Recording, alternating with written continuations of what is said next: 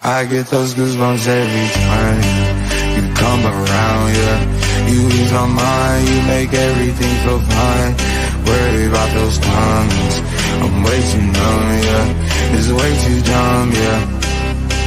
I get those goosebumps every time I need the hype, throw that to the side, yeah. I get those goosebumps every time, yeah. When you're not around, when you throw that to the side, yeah. I get those goosebumps every time, yeah. 713 through the 21, yeah, I'm riding. Why they on me? I'm flying, sipping low-key. I'm sipping low-key and honest, flying rider. I get those goosebumps every time you come around, yeah. You ease my mind, you make everything feel fine.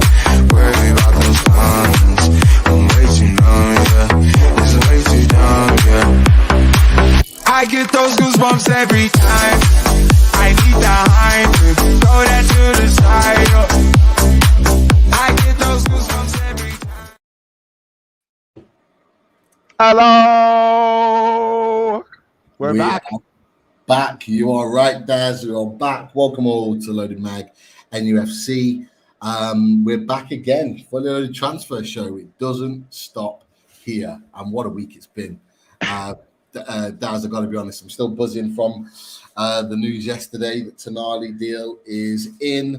We are in. He is coming to Newcastle, or what it seems like he's coming to Newcastle, and he is going to be wearing the black and white Seller Newcastle United strip next season. Has it sunk in yet? Is it reality for you? No, and I'm going to add Richie to the stream because I see he's there as well. So, hello, Richie. We'll see you in a second as well. Yes, we will. Yeah, there you go. That was a bit of an improvement, actually, but you can put it back up. It's an improvement. Has it sunk in, Pete? No, has not. I am absolutely wrecked. This has drained us all this talk this week. But as soon as that Goosebumps song drops, that bit in the middle, you just perk up and you're ready for it. It's still not over the line. That one, but it's pretty much it dusted. Everyone from Steve Nixon and Dan Ashworth, they're all out there in Milan / Romania / Transylvania, whatever you're having yourself. They're out there getting it done. Get it, and hopefully we'll have news on the med. So I imagine he must be playing the match pretty soon as well. So maybe we might hear something after the match. Maybe it'll be tomorrow. But yeah, get it done and we can move on because there's plenty more to talk about as well.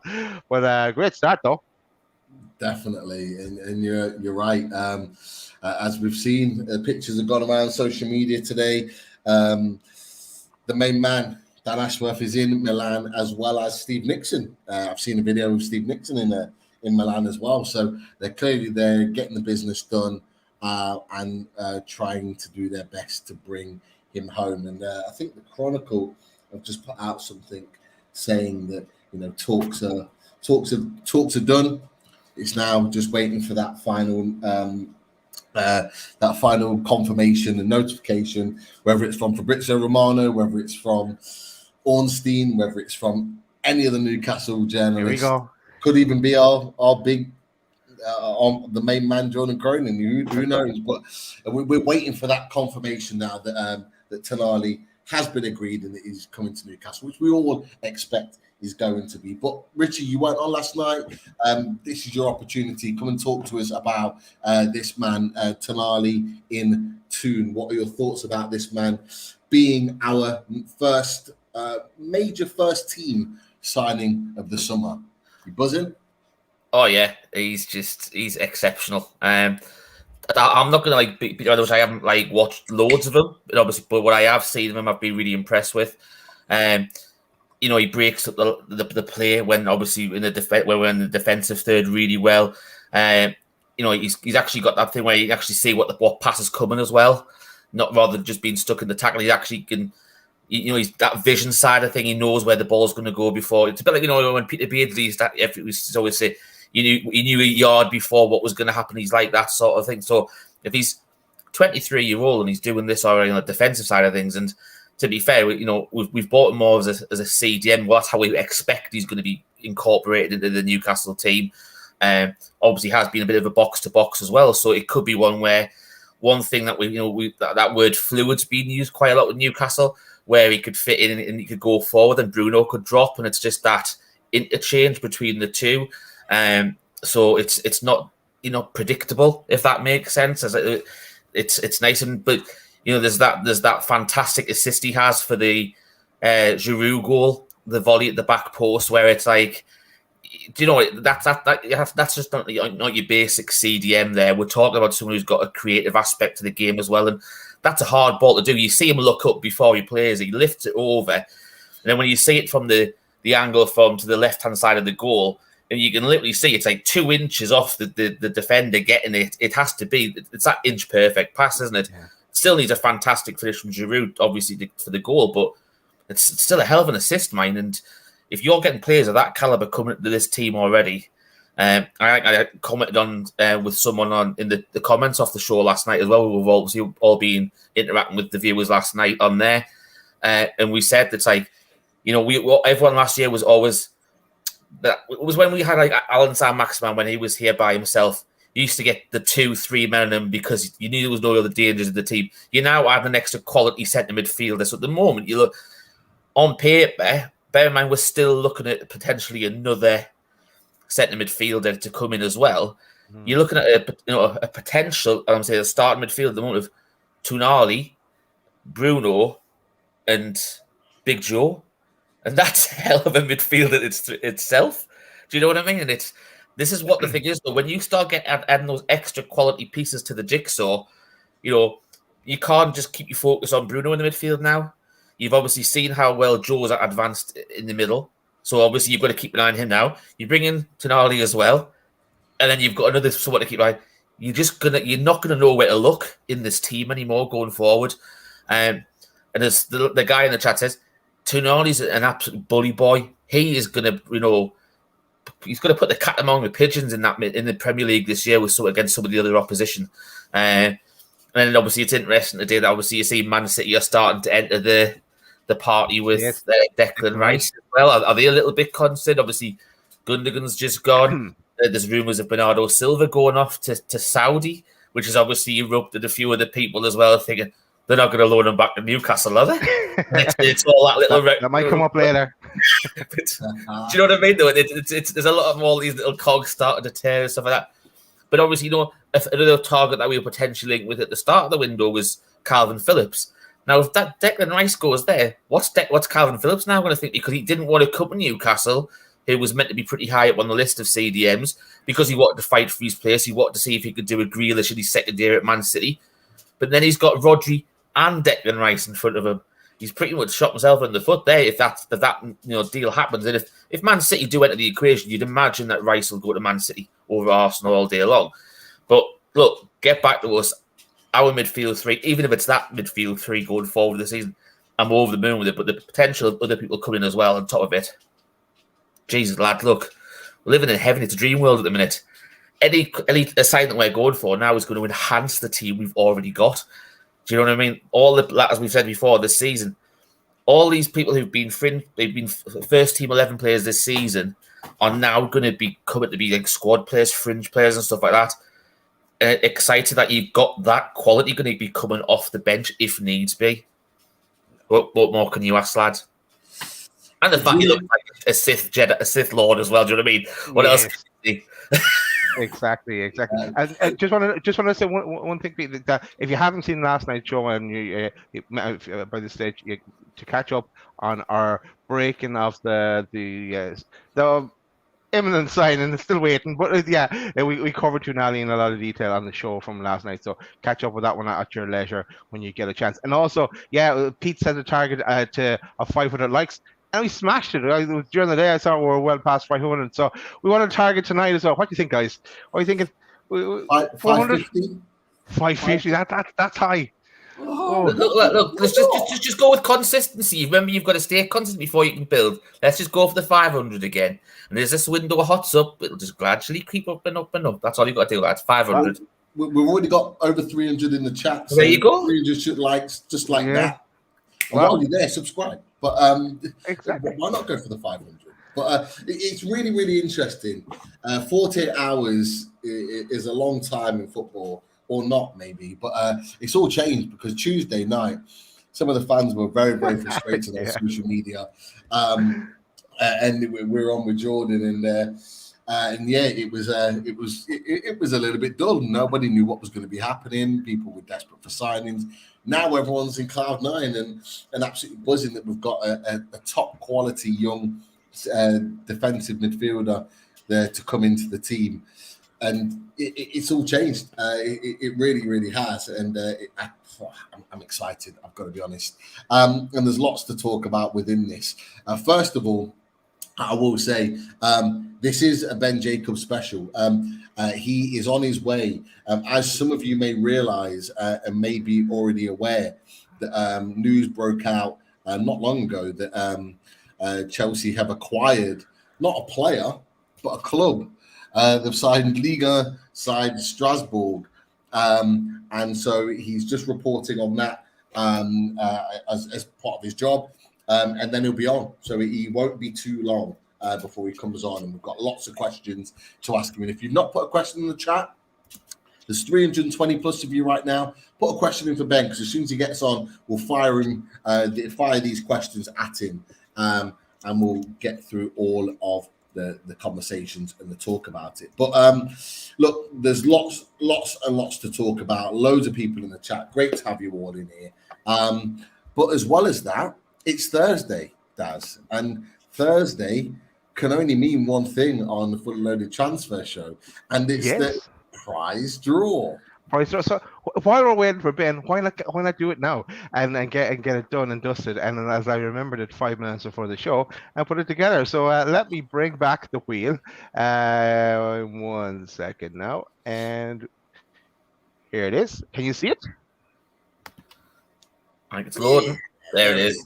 Yeah, there it is. Okay, so the story is, actually, I don't know by now, this is the members draw, and we're doing a weekly members draw for Fully Loaded Transfer Show through the summer, and we've been giving away a Newcastle United club shop voucher worth to the value of between 70 to 75 pounds, and this is courtesy of Tampa Toon as well, and in conjunction with Loaded. And yeah, so we've given away prizes already, and some of the lads, like Chris showed us the other day, Joss/Simon, claimed these prize and purchased a Newcastle kit, and we've tracked down our winner from last week as well. We found him. He did not find us. We found him this time. So we wanted to try and give away the prize. So so this is it. We're going to spin again for this week. So here we go. Best of luck to everyone.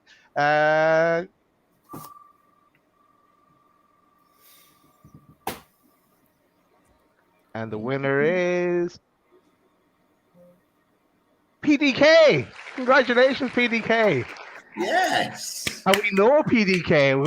We have been in communication with PDK before. Hope you're doing well, mate. And we will contact you, and or you contact us as well. Or if you're in the chat now, shout, and we'll get that voucher sent off to you, and you can go purchase whatever you like from the club shop, even a new kit. So congratulations. Definitely something to lift the spirits there for PDK and everything, isn't it? Exactly. So it's help one of his recovery. Nice one. Definitely. Brilliant stuff. Brilliant stuff. Just whilst we're here, he's in the chat and he says woohoo. Hey, that's it. Jump straight to him. Yes. Woo! Great talking. Hey, we'll even give him a breaking news. There we go. Oh, this is it. Hey, congratulations, PDK. Love it. No, great stuff. There's lots of noise coming around about various different things at the moment, and there's some things that we want to ask Ben when he comes on about in a little bit more detail. But I wanted to ask you boys this just before we get Ben's opinion on it. Obviously, we're getting our centre midfielders locked in quite early on, which is great news. But in your opinion, where do you think we need to go next in terms of strengthening the team? So obviously we knew the midfield was an important place that we needed to strengthen. Now it looks like seemingly that's been done. Tonali coming in. There's links with Maddison, Szoboszlai. We'll talk about that later on. Where is next that we need to action as a team? Where's the position that you would like to go to next? So, Richie, we'll start with you. In your opinion, where's the next go-to? I think we all said at the start of the season would need to say the start of pre-season, we need that probably about 5 or 6, players to add to the squad who are going to kick the first team squad on. That's so obviously you've got Minty, who joined last week and went straight out on loan to Feyenoord, which is a fantastic move for himself. But that's also protecting the future of the squad going forward as well. I think we all said you probably need a winger, right winger, but obviously there's a lot of rumours going on. It could be a left winger that they're looking at instead. So on that one, but then obviously we said 2 centre midfielders, a left back, and it's probably a right centre back. Now I don't know. Obviously, I know he's had a tweet out there today asking for loads of find out who your favourite channels are under 50k subscribers, and I know we got a few mentions. I was in there. James Alcott is obviously, I don't know whether you guys watched this last week, but he actually did a predicted squad of what he thinks Newcastle may look like at the end of this season. And he actually threw right back into the mix as well, because obviously, realistically, yes, we've got Manquillo and you've got Kraft in behind Trippier and Ashby, who, would you really want Ashby to be your backup going forward? Yes, he's a fantastic potential going forward. Who have you got as a like for like sort of thing? And the one thing he was mentioning was he would love to see, and it's someone we've mentioned before, relegated Southampton, but no, it's not Kyle Walker-Peters. Pete, he actually really fancies Livramento. Bear in mind, we all rate Livramento as well for what we obviously had a really unfortunate last season. Only played 30 minutes, I think he said, because of the injury he had, which it was a horrific injury. But to be fair, if you look at that, he's probably one of a few. And yes, that CDM, that number 6 was a pivotal part of what we needed this off season. So for me, what's the next priority out of all those positions I just mentioned? I don't know. I think we've got a few options up front at the moment. You've probably got 4 or 5 up there. Whether that's what will be at the end of the window, I don't know. So probably for me, I think I'd like to see the right centre-back position addressed next, because obviously there's talk of Lascelles being potentially linked to Luton. And if he's off to Luton, which I can't see Newcastle letting him go unless they've got a replacement in, you've got no one to really back up that right centre-back position. You've got Dan Burn, Matt Targett, even Jamal Lewis if you want to go there as well. So you've got potentially 3 options, if it comes to a push, but you've got nothing behind Shaw and you haven't really got anything behind Trippier. So probably that's the area I'd be focusing on. You had some quite interesting names as well. Go and check it out. But I actually think you must have watched our left back series, Pete and Daz, because it's funny how 2 of the 3 names that we mentioned, he mentioned. He actually mentioned the Mitchell backer, and he also mentioned Kieran Tierney. So it was really, really interesting that as well. So that's obviously from an outsider looking in at the club as well. He's picked up 2 of the people that we've been talking about already, for the last 6 months or so. So, but for me, I think right centre back's probably the real priority next on the list. Great to have GK in the chat. He just put in there. He's been watching the channel for a while. Subscribed as well. Thank you. It's you guys that make the difference. Having you all here, guys and girls in the chat. Your questions, your comments, your conversations. Don't think that we don't see those conversations, and some of those conversations are great talking points that we see in the chat, and it brings to the discussion that we have. And you are just as big a part as us. But it's a great point, Richie. Centre back being an important position to look at as well as right back. Would you be the same, Daz, or would you look in a different position that you'd be looked to strengthen next after this Tonali deal, fingers crossed, gets rubber stamped? Yep, I have an answer for that, Pete. So I want to answer a few people on where's Lisa. Lisa has something to do tonight, so she'll be back on later, hopefully towards the end. So She's don't worry she's about on the that. flight over to Milan, and she's just got to help out the lads. I heard that as well. There was a party in Milan, so they were going. And Kev Tay asked the question, what side is Tonali on? He's on our side. He's on our side. That's all you need to know. Kev. But yeah, back to your question, Pete. I'd go left back. That's the position. I thought that's kind of central defensive midfielder and a left back were the two priority ones for me. If we got no one else, I thought that there were where we'd need to strengthen. So I'd go for a left back. Now, of course, definitely think we should be going for a younger right-sided centre back, and maybe throw in the old Maddison Szoboszlai equation, and maybe a young attacker to mix it up as well, just in case something happens to Isak, and then the domino effect, something happens to Wilson, and who do we play up front then as well? But I think someone says as well about we have a few young lads coming through as well, like Anderson and Miley that will get a few games too. But I left back to answer your question is where I'd focus on next, but it doesn't look like that's where they're focusing at the moment. Maybe they'll sort that out later down the line. Well, I think what's proven is that we were all going into this week. We were all Maddison, Szoboszlai, but more Maddison because the talk had been about Maddison, and all of a sudden Tonali comes out of nowhere. So there is potential there for there to be. And this is why I kind of asked the question. It is a potential there to kind of flip and switch the conversation to a different position very, very quickly. And, centre back, left back are definitely positions that we've been talking about. But do you think with pre-season being very close in the next couple of weeks to getting back into the swing of things, do you think players out is going to be a priority before they come back to pre-season? Now, the reason why I say that is, there's been links with the likes of Cole Darlow, Scott Wilson of the Echo has mentioned that Borough in that conversation is a likely destination. There's been Hull that have been been linked with them as well. We've talked about the goalkeeper situation. Is he one that needs to be out the door very, very quickly? What do you think about Darlow? And I'll throw another one out there as well. We've got Ryan Fraser. We talked about he's got no future at this club. They need to go out and they would hold a significant amount of wages. They're the guys that are potentially could be feeding wages for these new players coming in. Who do you think and how many do you think would need to go before we come back to pre-season? Go on, Richie. I think realistically, you're probably going to have. We're looking at 5 to 6 coming in, so I think you need to have that roughly about that sort of going out. Now, obviously, we already know that. I know Matty Longstaff was on loan last year, but he came back injured. Obviously, they're not renewing his contract, still letting him recuperate on Tyneside and using the facility, which is fantastic. The club, and to be fair, we said that would happen anyway. I think Ryan Fraser's out the door anyway. He needs to find a club ASAP.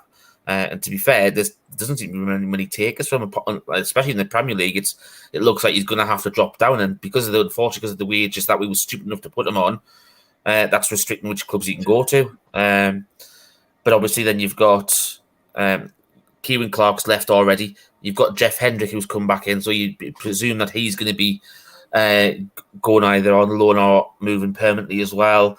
Obviously, there's the rumours of the 1-year contract offer to Dummett and stuff like that, but it's options like you might depend on who is. Look, we've got lined up. You might see people like Manquillo, Jamal Lewis, potentially the club Lascelles.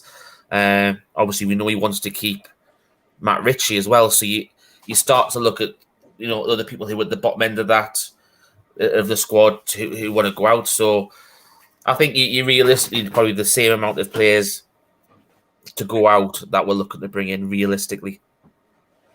Brilliant. I can see some questions in there for Ben. Keep them coming. He'll be with us very, very shortly. They're starting to pile up. Daz, in your opinion, do you agree with Richie, or is there anything else you would add to that? I don't often agree with Richie, but this time I do. No. When Richie was talking there, I brought up our squad game. Don't worry, I won't put it back up on screen and bore everyone to tears in the spreadsheet.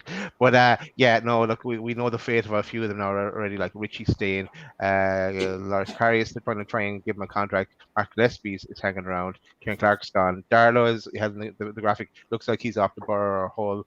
Isaac Hayden, don't know what's going to happen to him. Cheers, Vin 1892 Crockwell, for becoming a member. We'll get you in next week's draw, Vin. So welcome. And anyone else that's like to become a member, you need to be on in front of a PC and laptop and hit that join button, and it's £2 a month. That's what it is. Cheers, but yeah, cheers, man. But yeah, look, like Jeff Hendrick, we have to get rid of him. Dan Langley's gone already, and then there's the few that we had in the would we take an offer for like the likes of ourselves, Dubravka. Dubravka looks like he's kind of staying, but anyway, and then the whole ASM situation, Miggy as well. Who knows?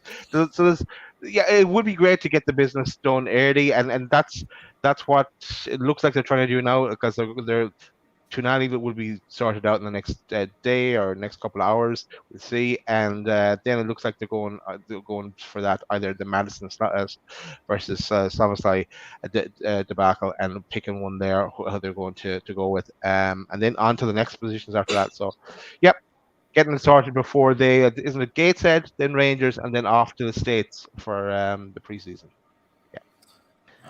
Brilliant stuff. And yeah, we've got to remember we're going to the States for pre-season, so it's the perfect opportunity to test ourselves against Premier League opposition. And we're going to want a bigger squad and the best squad possible to be getting ready. And of course, Eddie Howe's going to be wanting to beast his players and get them fit and firing, ready for the new season. I have just seen on social media, our friend on the channel, Graham Bailey, has just put out in the last 10 minutes that we have sealed an agreement to sign AC Milan's Sandro Tonali. Obviously, everyone will be keeping a lookout on social media for any updates with regards to Tonali. So they're just looking for here we go, Pete, aren't they, basically? Yeah, you know what? It's when Fab speaks, everybody listens, and that's what I think that's what everyone's waiting for. Is the here we go. But look, it's looking like it's done. The meeting has apparently concluded. So we're just waiting to hear from our side of things that it's a done deal. But Graham Bailey's mentioned it first. I imagine there'll be many others that will come back and mention the same. That's for sure. And of course, Ben Jacobs will get his opinion on it. He's on his way. He's just messaged he's going to be here very, very shortly. I'm trying to look at where we need to go next. I'm very, very mindful that I don't want to step on toes of things that we will discuss with Ben when he comes on, because we've got lots and lots to talk about. I'll tell you what, if you want an interesting talking point, we haven't even discussed in the chat today, and it's not transfer related, right? But it's just I just thought it was an interesting talking point, and it would be great to get other people's views on this. But I don't know if anybody saw the EFL trophy draw today for the under-21s, but they've been placed in the same group as Wrexham, which I thought was really, really intriguing, because obviously we know the interest, all that it's got the Wrexham documentaries has got because of Ryan Reynolds and Rob McAlendry. Was it McAlendry, is it? Yeah, I don't know if I've got that right or not, but that's the name. Yeah, do you know what I mean? It's you sort of think it's like they're wanting to progress their club. They've embraced, obviously, a smaller version probably of what we are to a degree. A passionate fan base. Obviously, it's in Wales and stuff like that. But do you not think it would be the romantic sort of thing is if you actually were able to get that under-21 game at St James's Park and bring Wrexham up just for their experience? Obviously, we get covered on their documentary, and I imagine the Newcastle fans would probably turn out in force for that, just for an under-21 game at St James's Park. I just think there's a commercial aspect to it as well. Marketing dream, that one. Yeah, marketing dream. Absolutely. And I just wanted to basically ask you, because we didn't even discuss it in our chat today. Do you know what I mean? I remember it, and I was thinking that would be good to talk about, actually. So I just want to ask your thoughts on that. What do you think, Daz? Oh So, yeah, no, good job. it is. Yeah, I think it is. It is a marketing dream, and it's a no-brainer if something like that could happen as well. But yeah, it is an interesting one, Richie. Yeah, our chat is just so busy, so many things. Hang on. What is Ben wearing? I see Ben. He's not wearing an Inter jersey, is he? I thought it was a Leicester jersey there. What's going on? He must just want to break an inter-exclusive on tonight. Newcastle potentially after Pereira or DeMarco, as he's on about the other night. You never know. Or maybe it's Club Rouge. Hang on. Pete, call him on. Let's bring him on. You know what? It was a great talking point. We'll come back to that, Richie, because that is a really good talking point with regards to Wrexham and the 21s. But he's here. Ben Jacobs is in the house, fresh from all the breaking news that he's had to write upon today. So let's get him in. Ben Jacobs. Welcome, Ben. It is an Inter. Good evening, everybody. Brilliant to have you, Ben. Thank you for joining us. I know you've been extremely busy today, especially with the breaking news that we talked about with the Chelsea and Strasbourg news. But no, I really appreciate you taking the time. How are you? How's things? And look, we're going to get into all things Newcastle United.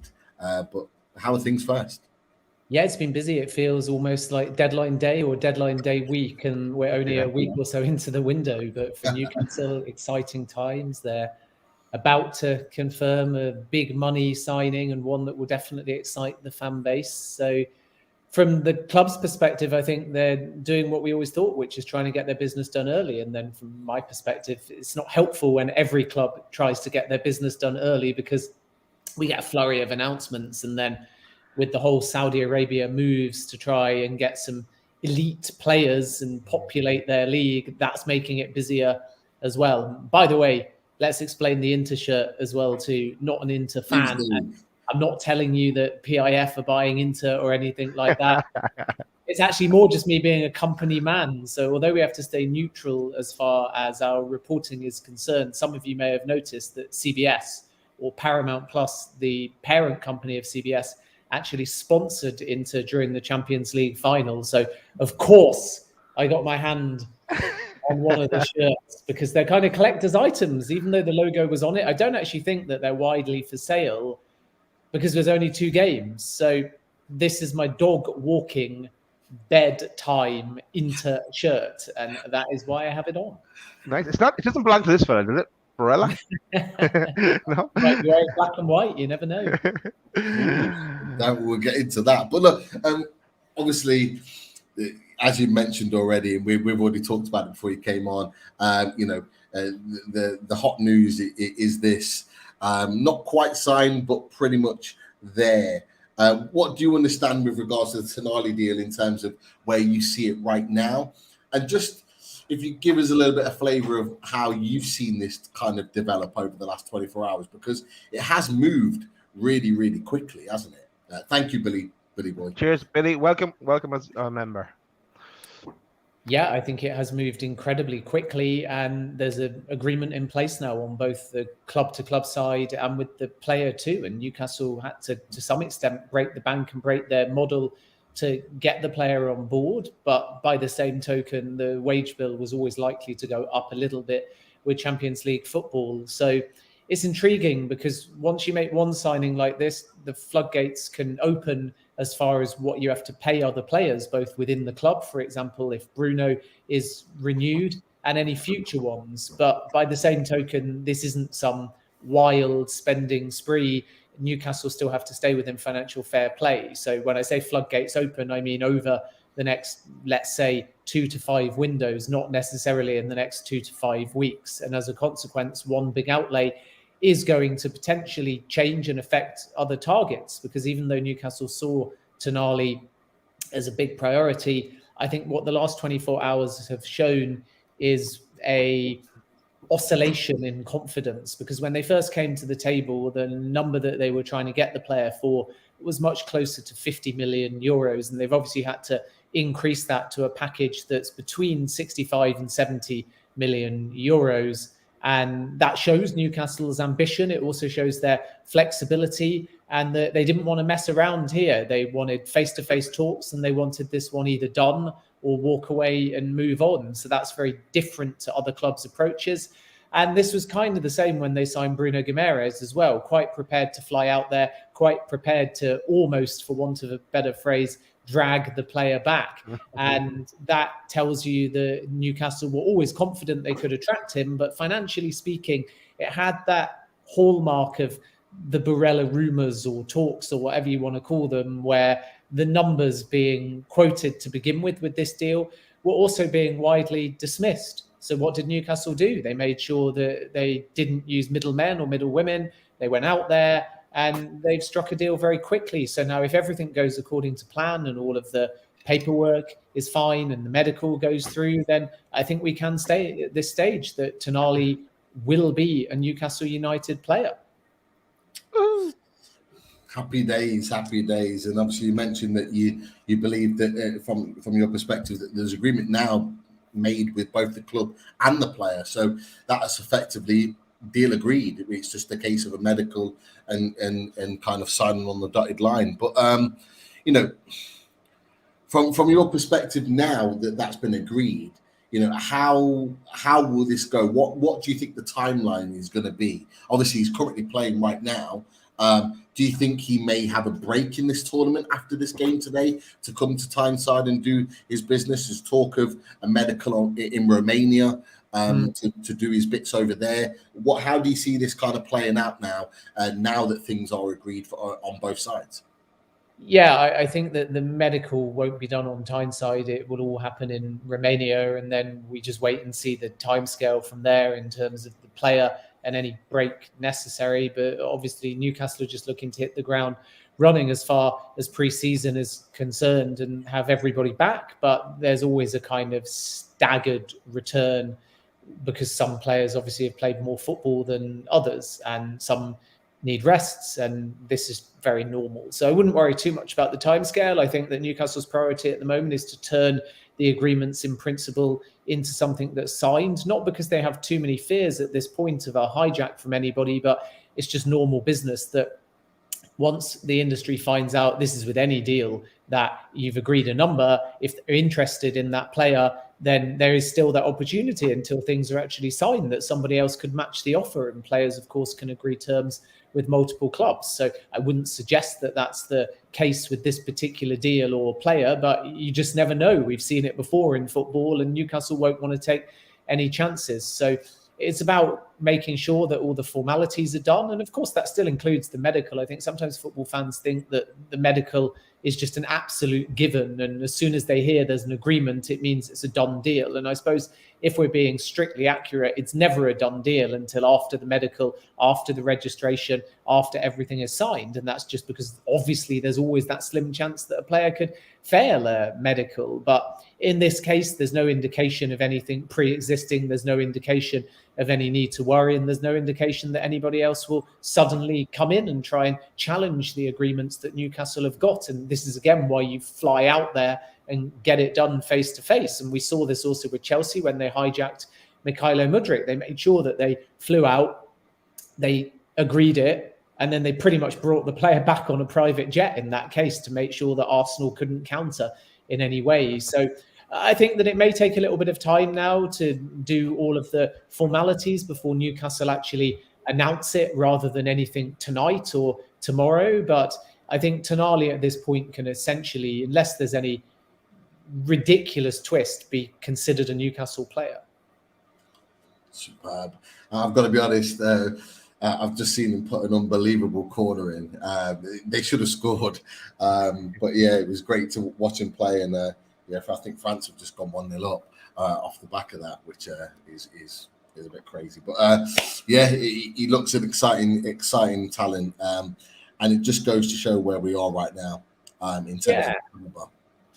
I would say that. And I think that the other thing that's just worth pointing out about the actual player really is everybody knows the high ceiling, if you like, and everybody is aware, I think, of the intelligence that he has. But there's a lot of versatility to the game too. So if, for example, we're talking about Italy now, he'll likely, I'm not actually watching the game, but knowing how Italy's under-21s play, he's likely playing in a 3-5-2, and in probability, those watching the game can correct me if I'm wrong, because I haven't seen any lineups or anything like that, but he would be on the right side of a central midfield. Yes. But he could play in a 4-2-3-1, he could play in a 4-3-3, he could play deeper as a traditional central midfield, he could get box to box. And what I like about his game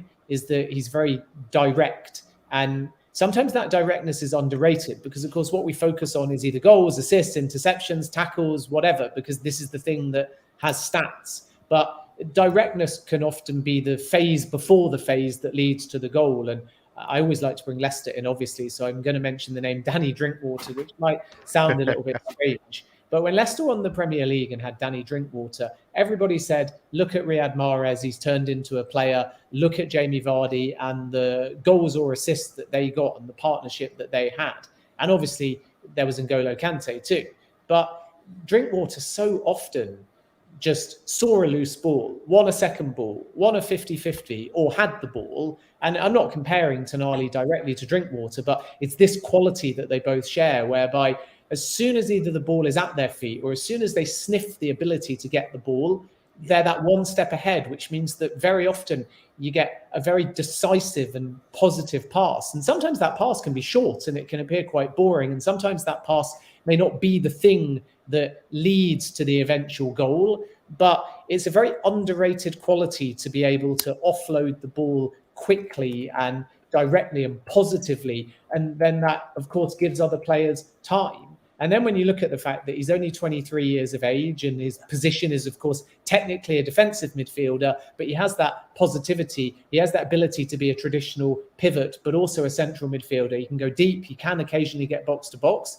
And not so much actually in Serie A this season with Milan, who are a little bit inconsistent in terms of their form, but much more so last season. He chipped in with a fair share of goals as well. So even though you might hear him referred to as a central midfielder or a defensive midfielder or a holding midfielder, the titles are so fluid these days, he is capable as well of chipping in with a few goals.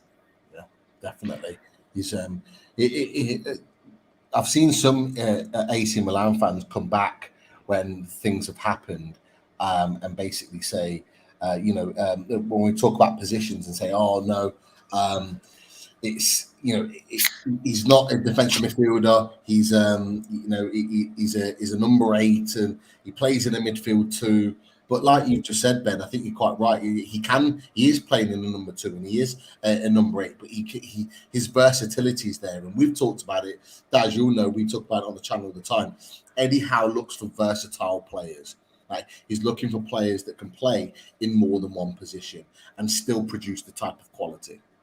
Yeah, and sorry, go ahead, Daz. Yeah, no, apologies. I am listening to the conversation. I just I need to change the topic fairly quick because we'll finish this conversation first because we've got some super chats in and we have a little routine we do. So we finish this topic and then come back to me, all right?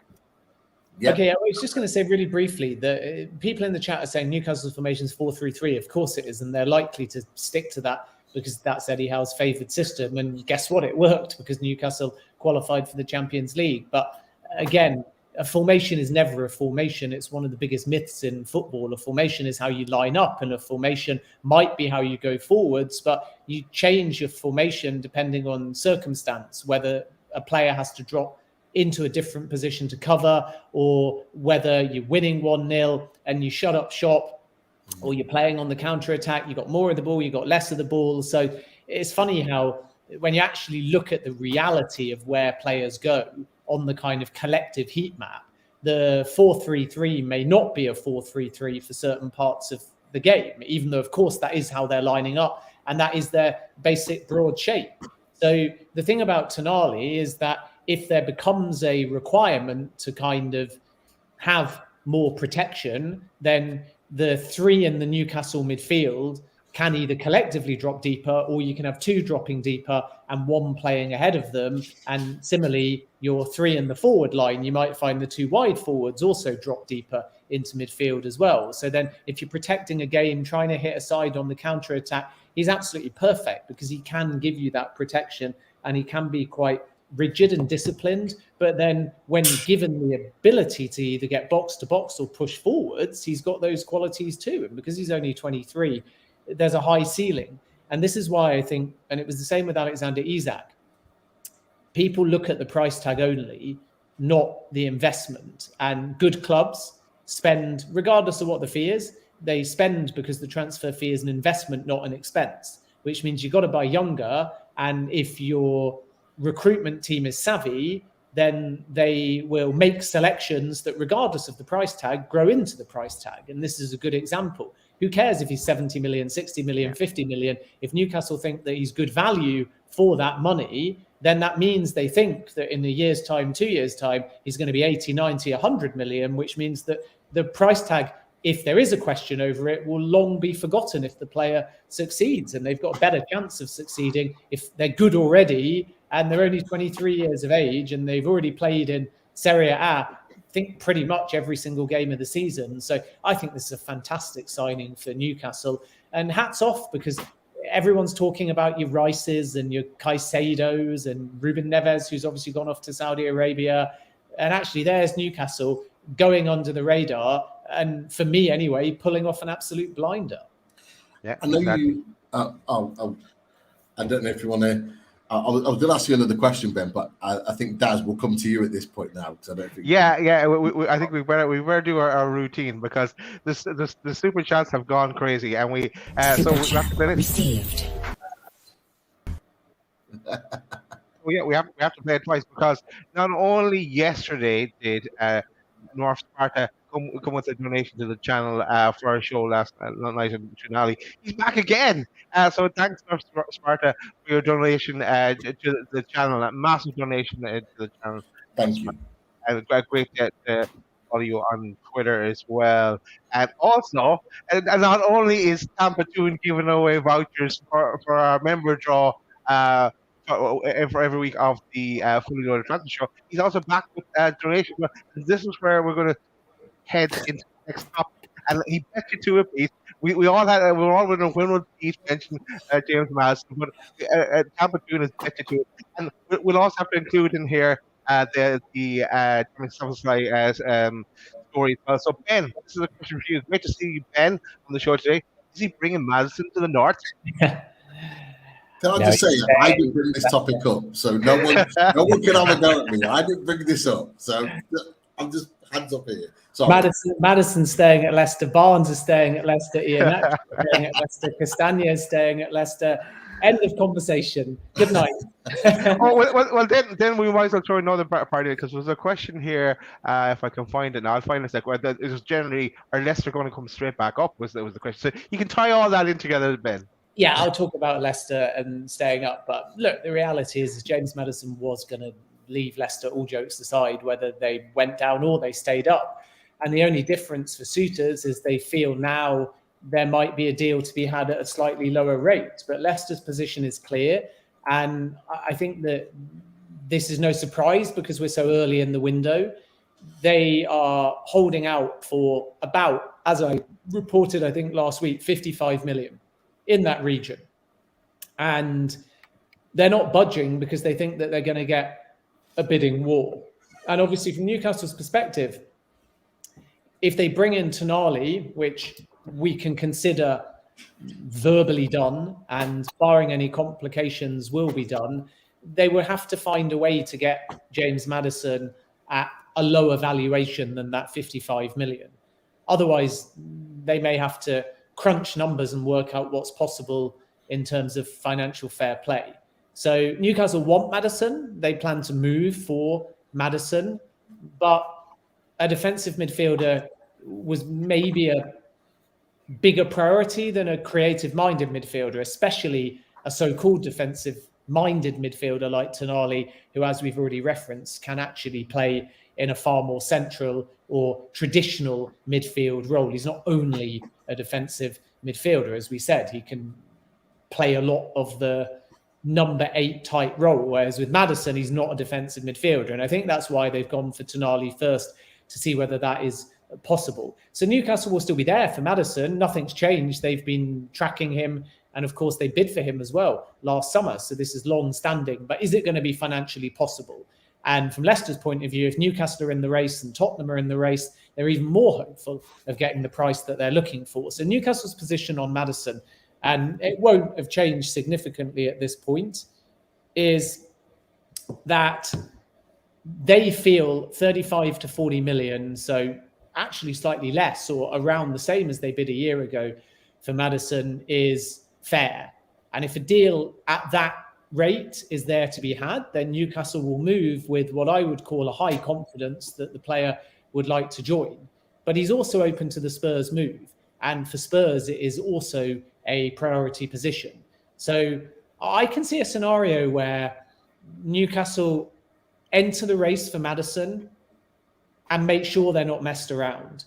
And if they feel the price isn't going to budge, they'll walk away, because with Tonali in, it's too big an outlay to start giving Leicester that 10 or 15 million more that they're asking for. But if it's 40 or 35, I actually still think that Newcastle will be very firmly in the race. And should a deal get done around that number, then Newcastle will remain reasonably confident that Maddison might join and come and play Champions League football. But Spurs are still there as well, make no mistake about it. And I would also just keep a very small eye on Manchester United, only because even though they haven't moved at this point, they are trying to get Mount, and it looks like that's going to have to be in or around 60 million. And Manchester United will move this week to see whether they can wrap that deal up. And if they can, of course, they'll be nowhere near James Maddison. But if they feel like Chelsea are pricing them out of the market and they're not prepared to go any higher, then Maddison might prove to be a slightly cheaper option, and then they could enter the race. So it's nothing to worry about at this point from the perspective of Newcastle and Spurs, but it might change in the coming weeks. Interesting. Oh, there's talk of a Tonali assist.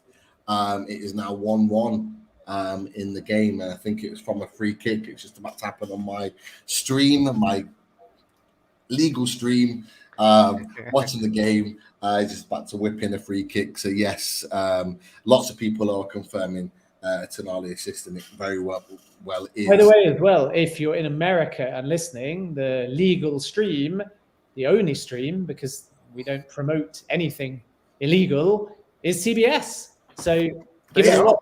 CBS Sports Network is some of the games, and CBS Golasso Network are the other games, which is our 24/7 sports network. So if anyone's listening in America, they're watching it on CBS.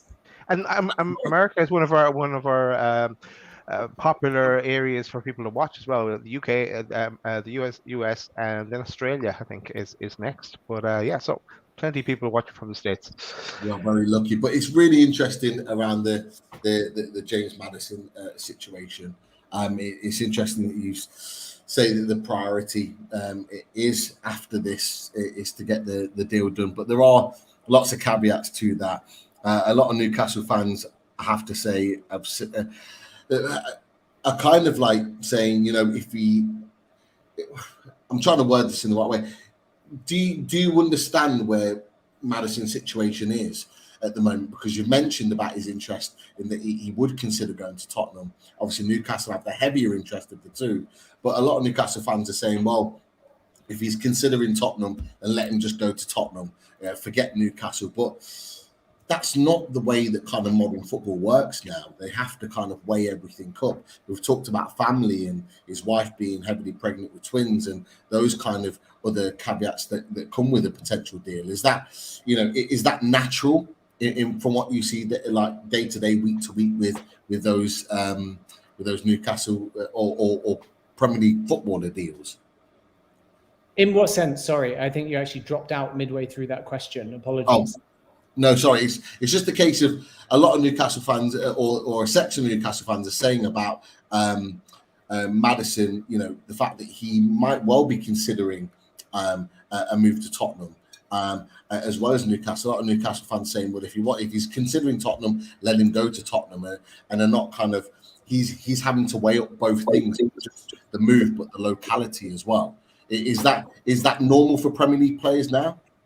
Yeah, I think so. I mean, Maddison's just been on a baby moon as well. I think him and his partner are expecting twins. So it's a big moment for him and his family in terms of upheaval, moving, where they go to. But also, sometimes fans say, well, if the player doesn't want us, then go to the other club. But it's basically the same as if you interview for 2 jobs and you don't know whether you're going to be offered 2 jobs. So you don't not apply for the second job because you're positive you're getting the first job before you've been offered the first job. You always have to keep your options open, because if Newcastle had said to Maddison, we're coming for you, reject everything else, don't engage with everybody else. And now they've basically got Tonali, then turned around and said, sorry, James, we actually can't afford you anymore because Leicester are pricing you out of the market as far as we're concerned, then Maddison would feel very hard done by. So it works both ways. Fans will say he should only want Newcastle, but the whole Tonali saga or Leicester's valuation or all manner of other complications may actually mean that regardless of what the player may want, the move may not come off. And I can give you an example of that with Dango Ouattara, who ended up going to Bournemouth. But my understanding is that he actually wanted to join another Premier League club, but he moved from Lorient, and the owner of Bournemouth has got 33% stake in Lorient. So quite clearly they wanted to keep the player in the group. So they made it near impossible for anybody else to sign the player. So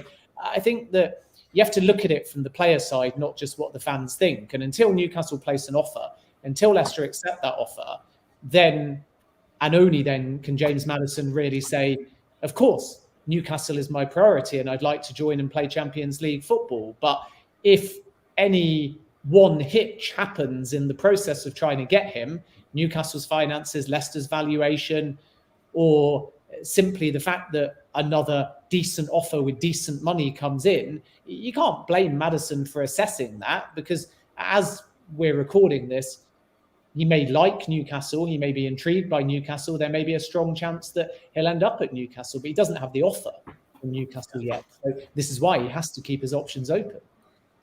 Definitely. There has been a fab update. Richie, talk us through it. Yeah, he's basically, obviously you've got the picture up there. He's been told that Tonali's agent, Giuseppe Risso, will travel to Romania, obviously where the Italian under-21s are playing France tonight. I think it's in Cluj, I believe. Obviously going to go over there tonight with details of the contracts to be done in the next few hours, and then a medical in Romania in the next 24 to 48 hours. So it's getting that stage where I think we all want that here we go. So it could be within the next 24 to 40 hours that we get that tweet. Cool. Yeah, I saw him getting in the car with someone heading off the airport area. Putting a suitcase in the car. We don't miss anything, do we? No. Crazy. Newcastle fans, this is what it is. I can see lots of questions in the chat. So there's been some questions, but there's one from Shane Mawson that he put in on the back of the loaded tweet that came out earlier on, and I put it on the screen. So this is the first one for you, Ben.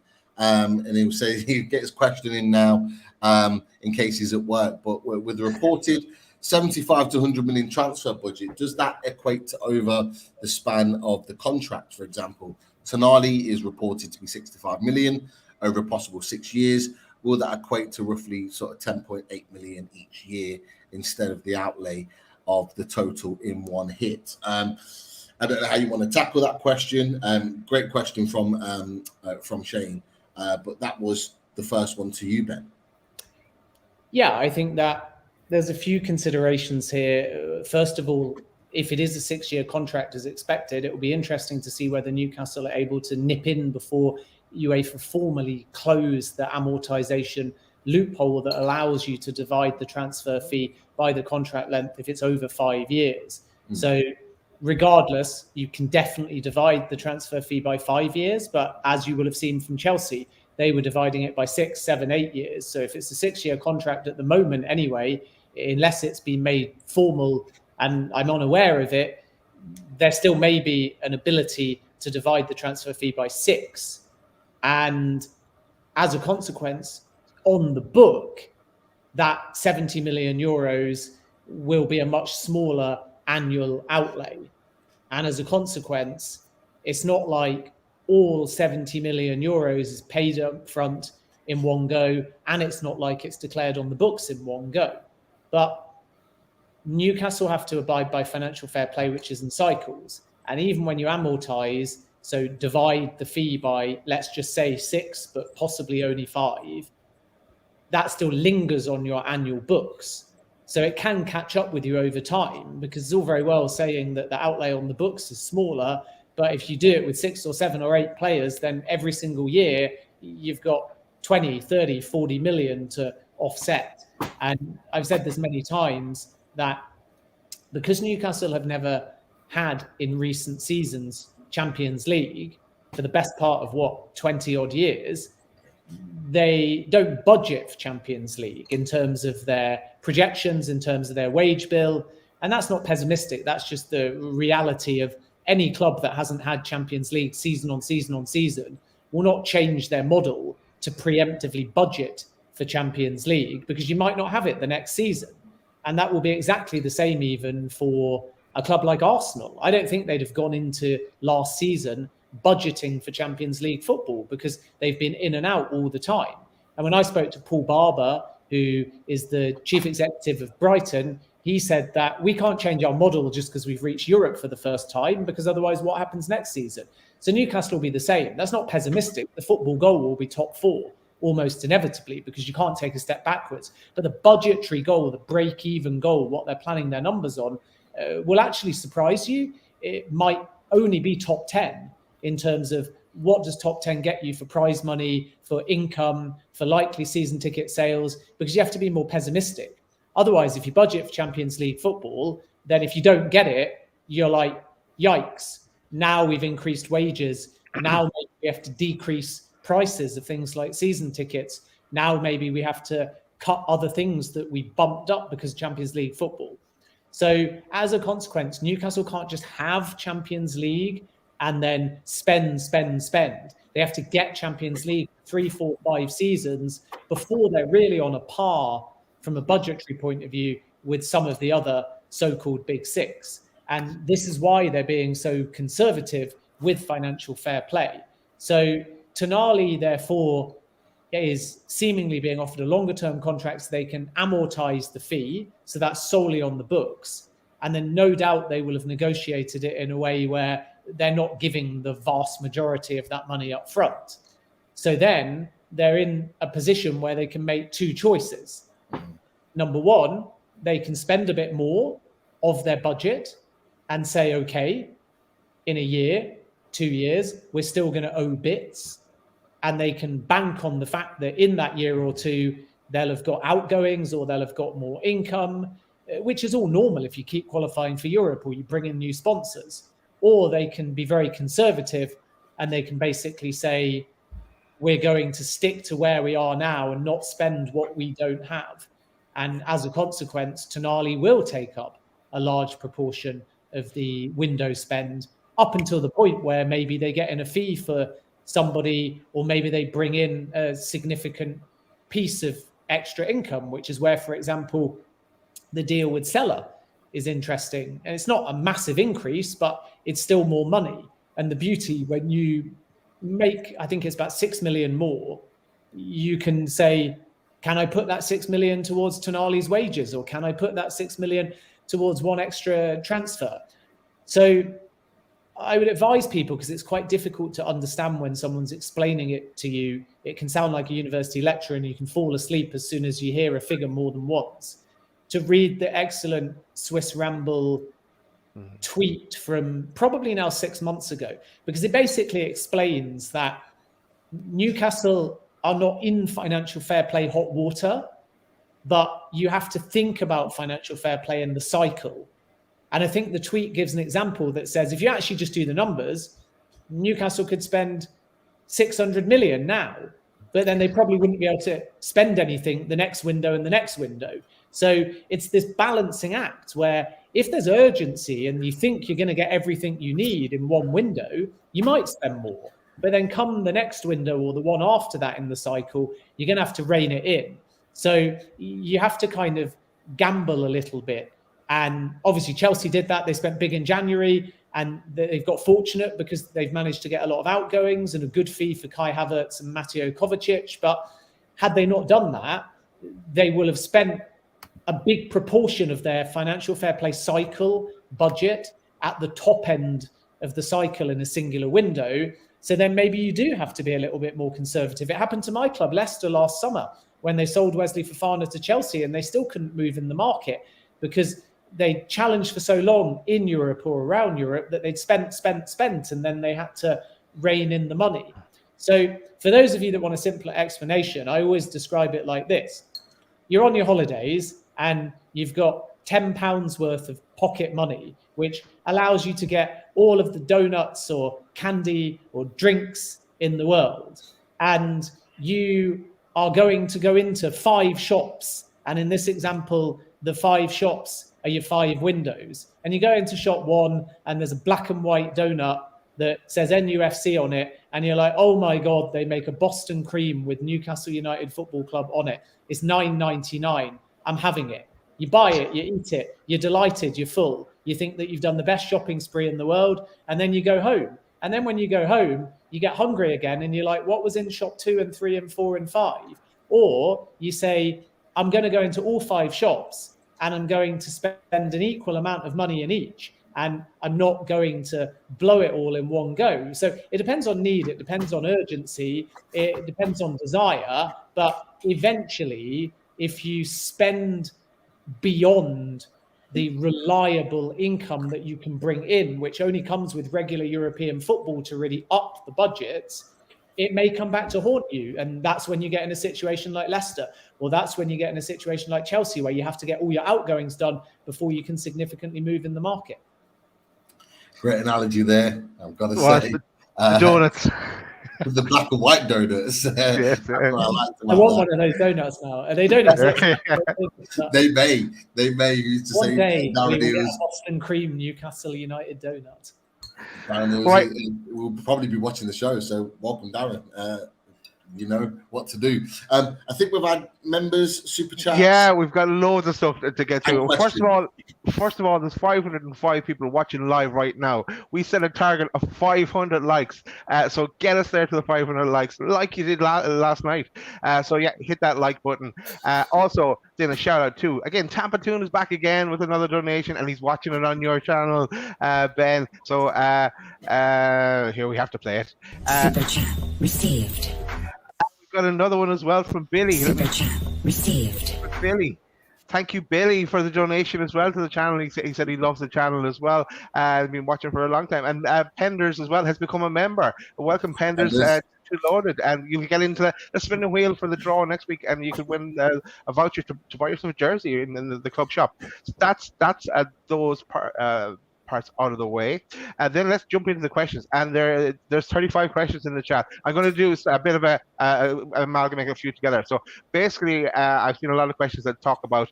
We've talked a bit about Maddison, but what about Dominic Szoboszlai, the other side of the equation there, where what's the latest spin, or what are you hearing about Szoboszlai? I know we heard today from Jordan Cronin that there was potentially talks with Newcastle again this week, early talks. But what have you heard? Yeah, I think another player on the list for sure. I would say that Liverpool are potentially looking as well. I don't think that we've got anything significantly advanced at this point, and one of the reasons for that is a worry over price. So Newcastle are going to have to make some decisions in terms of positions that they want to strengthen in, because there's a real feeling that Szoboszlai may be somewhere in the region of between 50 and 60 million pounds. So it's a very similar situation to James Maddison. And I think this is where Maddison may fall lower in the pecking order, because once you've brought in a midfielder in Tonali, you've then got an opportunity to sign a player like Szoboszlai, and that obviously ticks another box that Newcastle are looking to do. And they're sort of similar in some ways, I suppose, because Szoboszlai is an attacking midfielder, but he can play as a forward as well. And from Maddison's point of view, he's a more traditional midfielder that's creative-minded. So I don't see a situation where it's Maddison and Szoboszlai. I think that they would have to make a decision between Maddison or Szoboszlai, and it's almost a case of putting both of the players together as a profile and then determining the valuation to see which one is maybe better value. And I just don't see too much movement at this point, despite a lot of hype in the media. And, you know, this is one of the issues when a player has a release clause. It informs the valuation. So Newcastle's perspective, because they've obviously looked and explored the deal, is that the release clause number is too high. And therefore, the only way that they would get this deal done is if they can negotiate a cheaper deal. Whereas the position of Leipzig is very clear, which is you either pay the release clause or you match the release clause, or that's it. So 50 to 60 million becomes the ballpark, because if the release clause is 60 million, the best you're going to get is maybe a 10 million discount. But even then, it would be Leipzig going against their word and saying pretty categorically at this point to anybody that inquires that we expect you to trigger the release clause. Whereas I actually think that Newcastle's valuation of the player is more like 45, 50 million tops. So they would have to somehow make some headway with Leipzig to get that number down.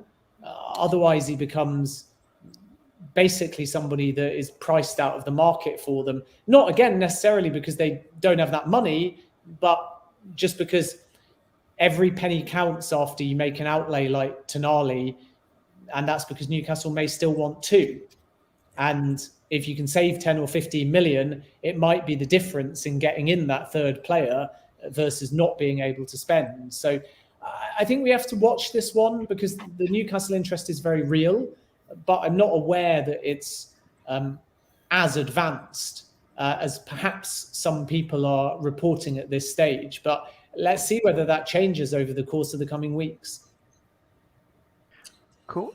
Richie, I think you wanted to get in there as well, did you? Yeah, it was just because obviously I'm a friend of the channel, and Sky Sports presenter Pete Graves put an interesting point out last night on social media about the exact topic of James Maddison and Dominic Szoboszlai. And he was basically saying that obviously the outlay up front over the contract for Maddison, and obviously what our valuation is compared to what Leicester's is, but then you look at Szoboszlai and obviously 4 years younger. His wages are going to be a lot cheaper. Yes, you'd pay a bigger outlay for the contract, but is he starting to more think it could be more beneficial for the club to go with Szoboszlai in the long term, because the wages are going to be, drastically cut in half probably what Maddison's going to be wanting at Newcastle, because isn't on much at Leipzig now. So is that what you're hearing as well, Ben? Is that something where obviously Newcastle are still keeping in touch with Leipzig about it? Don't really want to trigger the release clause that runs out at the end of the month, and hopefully go into the new financial year in July and possibly get them cheaper than what they're actually in the clauses at the moment. Yeah, I mean, Tonali may complicate this because it's a healthy offer to him, and obviously if you're Szoboszlai, you're probably holding Newcastle to account there. So that's just worth pointing out, that it's not a given that the wage will be cheap, but you're absolutely right in what you say. It will be significantly cheaper than James Maddison, because he's an established Premier League player looking for a Champions League wage. So Maddison will definitely be in the top half of the Newcastle United wage bill, whereas I think that Szoboszlai will be somewhere in the middle or in the bottom half if that was successful. But it's still 60 million. And if Leipzig are holding out for that and Maddison is 40, then there's a 20 million difference there. So you can pay Maddison handsomely in wages and you get an established Premier League product that ticks exactly the type of profile that Eddie Howe is looking for. So I think there's arguments for both. I can certainly understand the financial arguments in favour of Szoboszlai, but with James Maddison, we certainly shouldn't see him as old. He's 26 years of age. So if you sign for Newcastle United and you succeed, then you're going to get minimum 4 years at your peak. And then when he's around 30, Newcastle feel that they need to move him on, they still may stand an opportunity to get some of the money back. And I think that that's the advantage, again, of investing in a player that has a higher chance of hitting the ground running. So Szoboszlai, everyone loves a young profile, and I think that he's a phenomenal player, by the way, and pretty versatile. Tonali, those of you watching him for Italy under 21s will obviously see what he's capable of. But the thing about Maddison is that there's less risk on the football side. Leicester went down, he scored 10 goals in the Premier League. He had an incredible first half of the season. Previous season, he scored 12 goals. Before that, it was 8. So I think if you sign James Maddison, then you are pretty much guaranteed to get into double figures in terms of goals, and think then on top of all the assists that would come.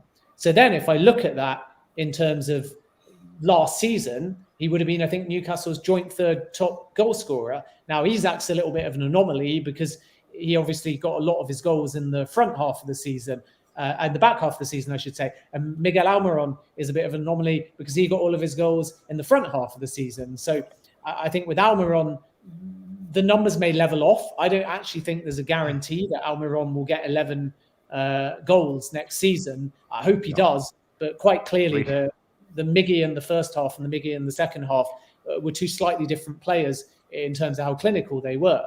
So you got Callum Wilson shouldering the burden. I think he ended up getting 18 goals, if my memory serves me correctly. And Isak, who could be the one that goes from 10 to 20 goals. But beyond that, I think Bruno got 5, which is a perfectly decent return.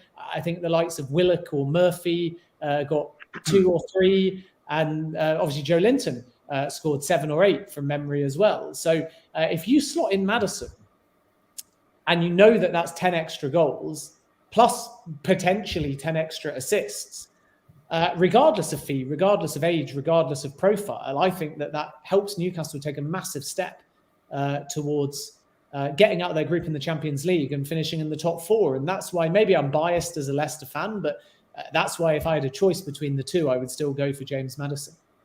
I think the interesting thing, just before we move on to a different question, it goes back to something you already mentioned before, Ben, about the cut-off date for the contracts that you wait for bringing, whether it's going to be a 5-year set.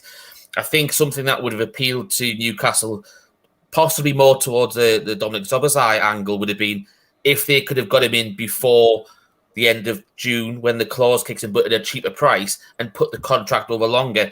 That's one that might have pulled the trigger earlier if they could have done that. But obviously, Leipzig are playing hardball, said the clause only before before it runs out. So it goes to show that these contract in the FFP that you mentioned is causing issues because obviously we've got to spread it out, as you've mentioned already. Yeah, and I think that's purely on the books. So the club will be less concerned about the payment terms in practice of any deals because they're there to negotiate that and make sure effectively that they can stagger them in a way that doesn't leave the club with any cash flow issues. But from an accounting point of view, they obviously need to make sure that they stay within financial fair play. So if the loophole isn't shut and they can do it over 6 years, then they're basically just following suit. And that's something that Chelsea have been able to capitalize on.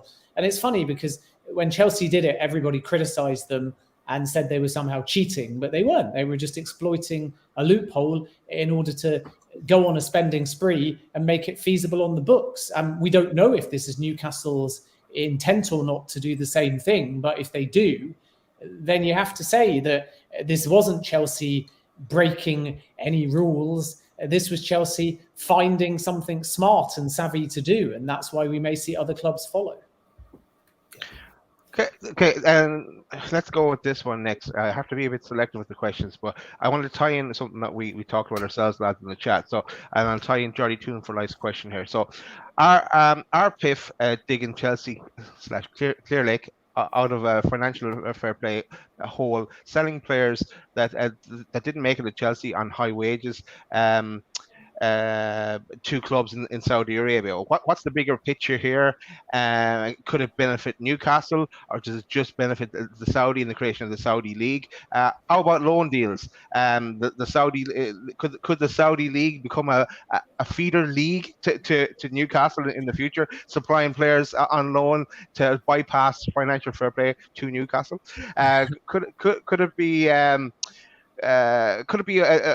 way to kind of could it lead to altering, and this leads to Jordy to the last question, altering financial fair play or eradicating financial fair play? What would other clubs' thoughts be on this? There's a bit of a bundle there, Ben, but you're the best man on the planet, I think, to answer that. To bundle questions together, yeah. Well, the first thing to say is that PIF have historically invested in Clearlake, but they don't control Clearlake, and there's no active investment at the moment. And when Chelsea was acquired by Clearlake Bowley, they had to provide assurances that made it clear that PIF had no influence over Clearlake. The other aspect of PIF is actually another company called Kane International. And Kane International is owned by Bowley and run by another Chelsea board member by the name of Jonathan Goldstein. And they've invested with Clearlake in a hotel chain in Amman.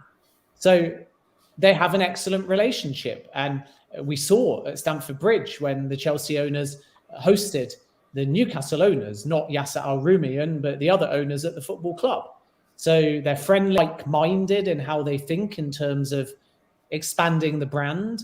And I think both the Newcastle owners and the Chelsea owners feel like one of the best things the Premier League can do is come together and have clubs, even when they're rivals on the field, work together as brands.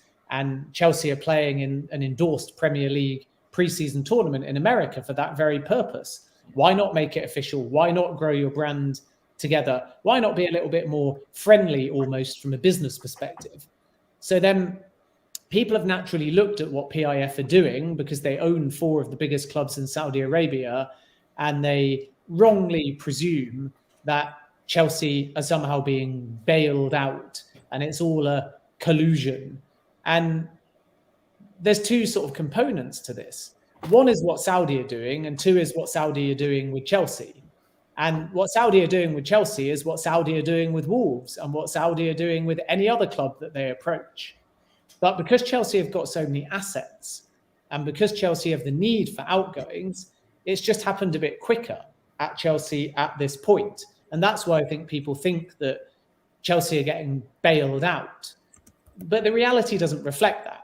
So yes, Chelsea benefit, but guess what? Every single football club benefits from an outgoing and a big earner that they don't want on their books. And yes, it's true that if Saudi hadn't come, then would Chelsea have been stuck with someone like Kalidou Koulibaly and had him on the wage bill? Perhaps that would be the case. But that's not collusion, because the Saudi Arabia offer isn't inflating the wages to get them to move. Specifically for Chelsea, the Saudi Arabian model is to go to everybody and double, triple, quadruple their wages.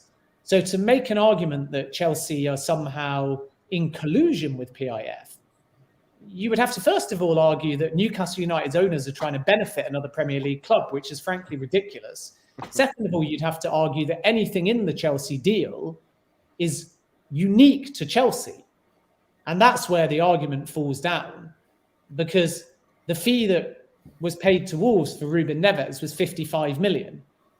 The fee that has been paid for Hakim Ziyech is 8 million euros. The fee that's been paid for Kalidou Koulibaly is 20 million euros. The fee that's been paid for Edouard Mendy is 17.5 million euros or something in that region.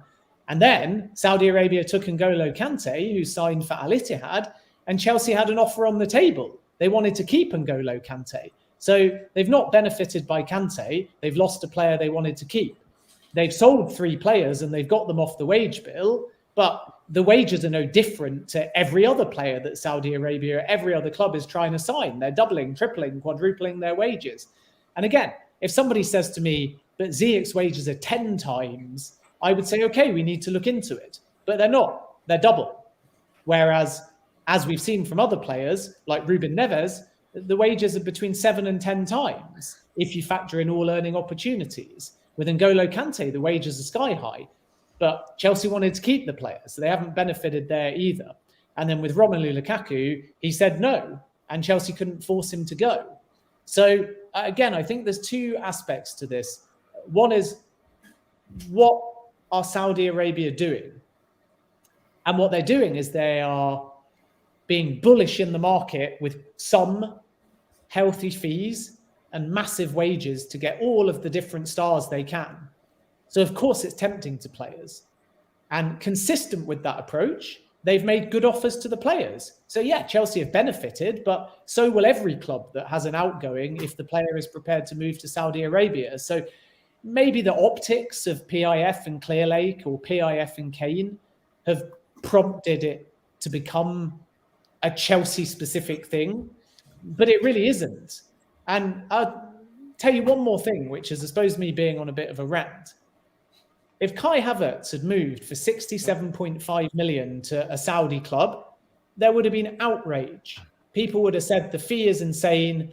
Chelsea are benefiting. How dare they take such a tremendous fee for a player like Havertz, who was goal shy last season?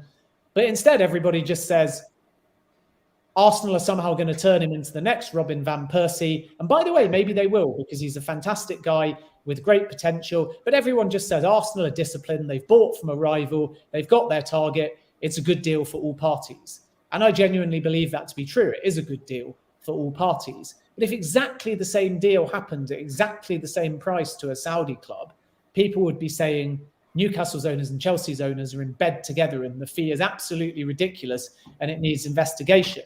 And this is the problem, that when it's a foreign league, when it's a different league, when it's a different culture, when it's owners that aren't transparent, or when it's a strategy from Saudi Arabia where they're not explaining it in public, not that they're obligated to, but they haven't, people just ask more questions. Whereas when it's closer to home and it's Arsenal and it's a player that Arsenal fans want and it's a player that Chelsea fans want to get rid of, nobody really delves into it. But I can tell you categorically, as of now, the best fee by a mile that Chelsea have received so far in this transfer window has not come from Saudi Arabia. It's come from Arsenal.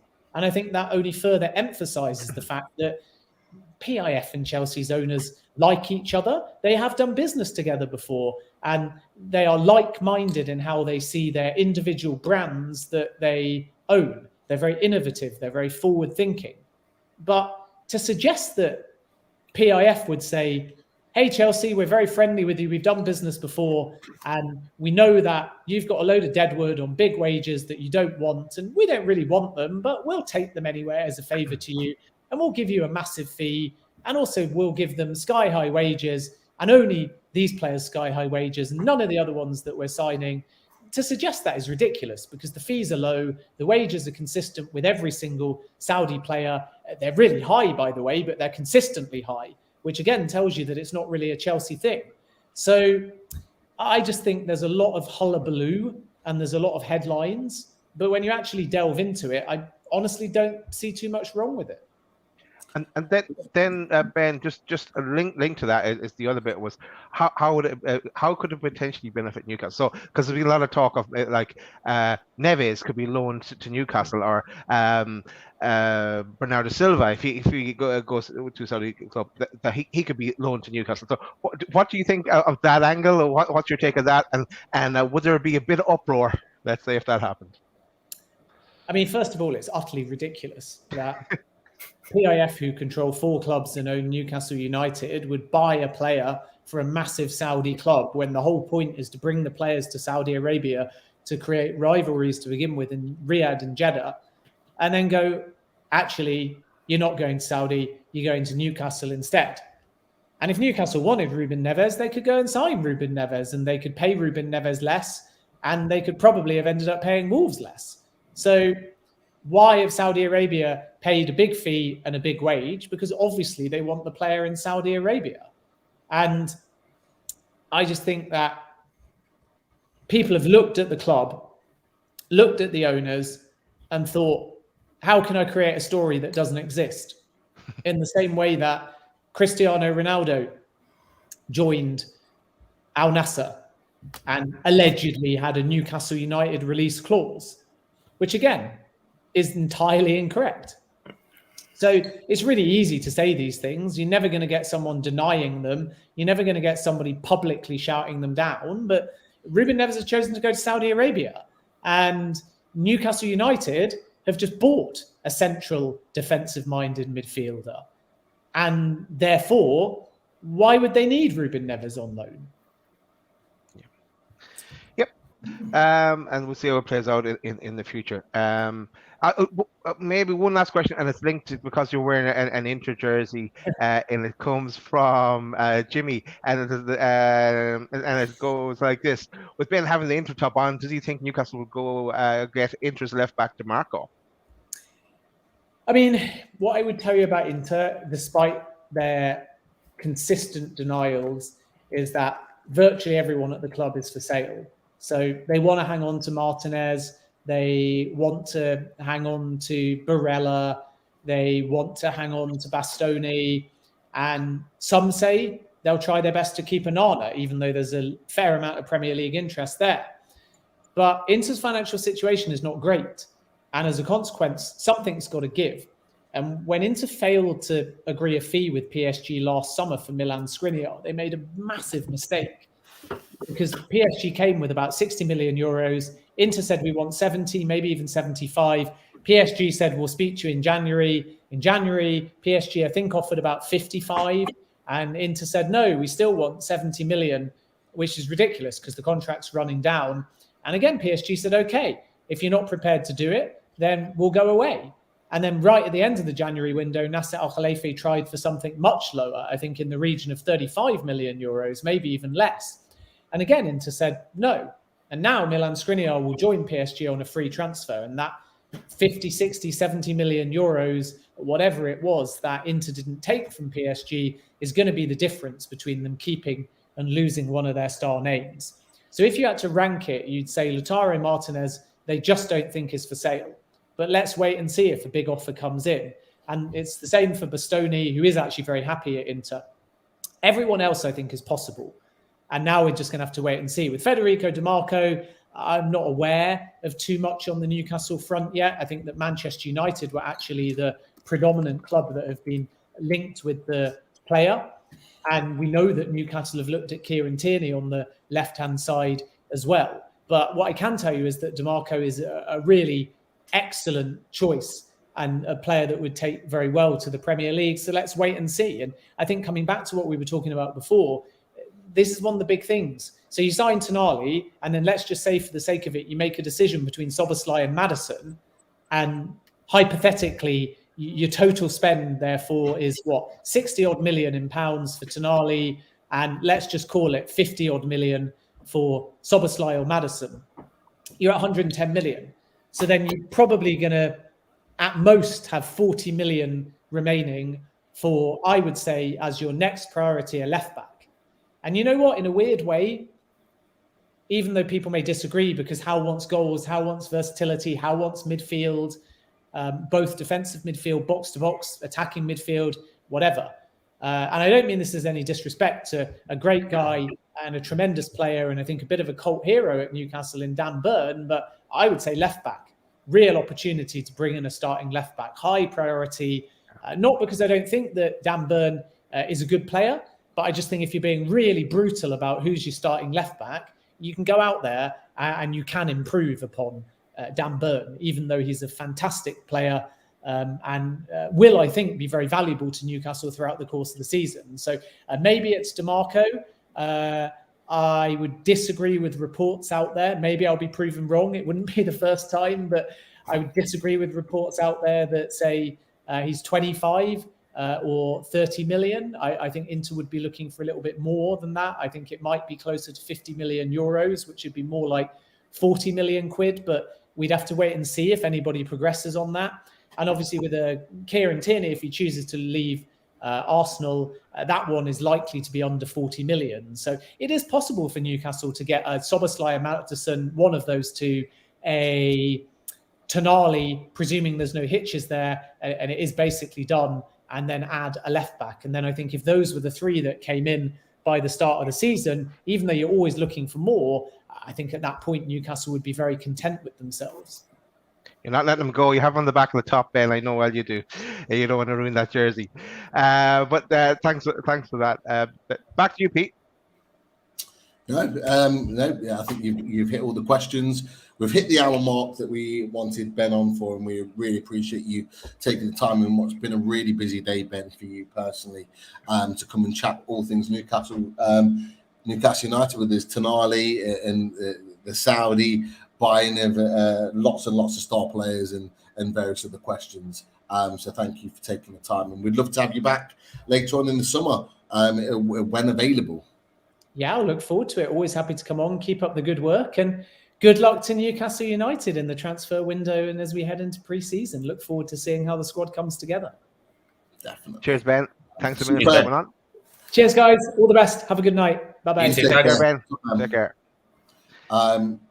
We have to say thank you to everyone in the chat, not just the ones that donated and especially the ones that donated, but everyone that continues to support the channel every night. This week's been a superb week with some unbelievable shows.